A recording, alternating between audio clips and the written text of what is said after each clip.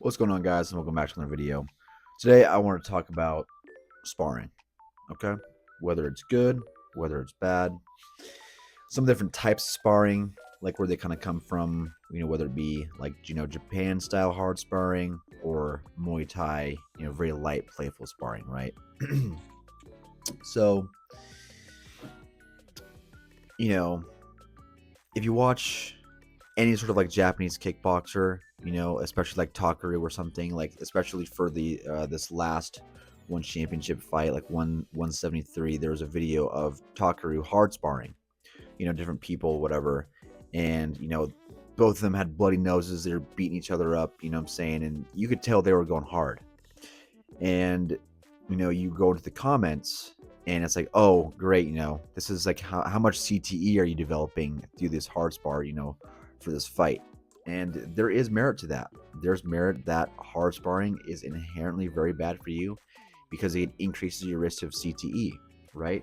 Because CTE is not the type of hit you take, it's that continuous, getting hit in the brain, getting hit in the brain, getting hit in the brain, getting hit in the brain. So, you know, there's a Japanese style hard sparring with kickboxing, right? Which, Japanese or Japan is notorious for. And, it's like there are things that, that style is of hard sparring is alive and well in Japan, right? And, there's deep beliefs that, when you are hard sparring consistently, you're developing that, like that fight mentality, like, okay, this is what I need to do if I'm taking these hard shots. And so I can kind of see the merit to that, right? Especially if you are training for a fight, you need to be able to take shots. But the downside of that hard sparring is, again, it's, essentially ruining your brain, right?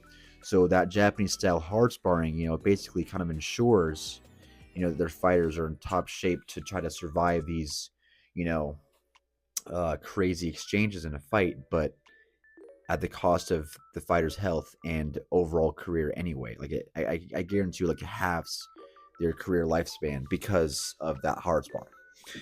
Contrast to Muay Thai sparring, it's very light, very playful. If you've ever seen videos of Thais sparring, it's very light. They seem like they're having fun, and no damage, no, just kind of having, just basically just having two friends having a good time sparring, right? And there's also merit to that too, because studies have shown, right, that when you're having fun and being in that playful state, you are much you're much more prone and much more easier to, like, retain the information and kind of remember it. So people are like, okay, well, yeah, you can light spar, that's good, but what, again, what happens if you're in fight camp? You need to understand, right?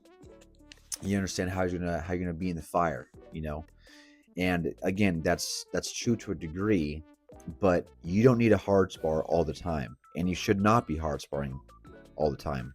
You should be hard sparring at a bare maximum, in my opinion. I don't know, maybe once a month.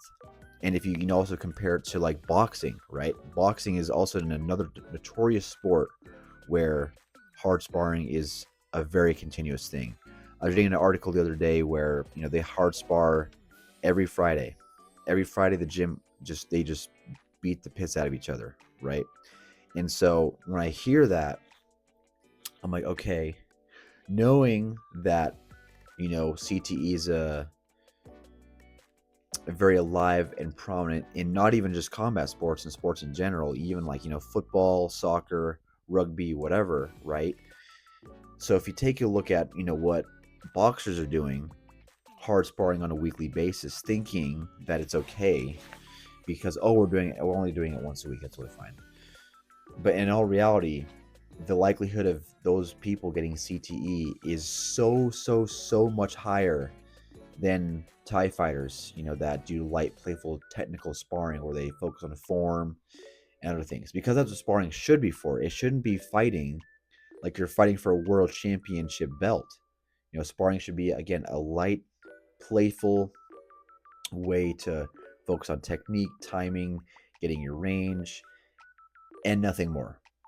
That's just kind of my personal opinion. That's how I see it. I am wholeheartedly in favor of the Muay Thai, Thai style light sparring.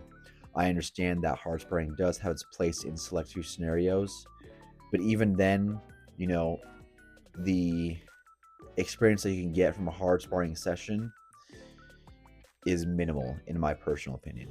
And also, at the same time, you know, if you continuously hard spar, you're just affecting your chin, making it easier for you to get knocked out because, you know, you're just getting weaker and weaker because you're taking these blasts for really no reason other than, okay, I need a hard spar, right? So, you know, the harder your sparring sessions, the highly likely and increased risk they're going to get CTE, which I don't know about you guys, but I definitely don't want CTE. You know what I'm saying? Not at all. Um, and it's like, you know, again, there's the argument that hard sparring is necessary, and that's true to a degree. But you know, if one thing's for sure, if you're in an environment where you're hard sparring very often, I would highly recommend that you do not do that and get out of the environment. Anyways, it's a very quick video. I just wanted to kind of do a little quick touch up on sparring and kind of show you, you know, the different styles of it and what you should be doing, because there's kind of like a huge new kind of brainwave on, you know, topic about CTE and combat sports related to sparring, because, you know, of how high of a risk sparring actually does for you if you hard spar often. Anyways, gonna make another video on it. Hope you enjoyed this one, and I'll see you in the next video. See you later, guys.